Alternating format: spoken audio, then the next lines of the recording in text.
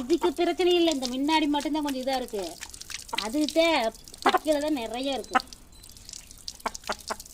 இந்த டைம்ல போக மாட்டேங்குது மண்ணிச்சாயம். ஐயோ இப்போ தண்ணி வரணுன்னு அப்படியே வந்து ஊற்றிட்டு போறேன்.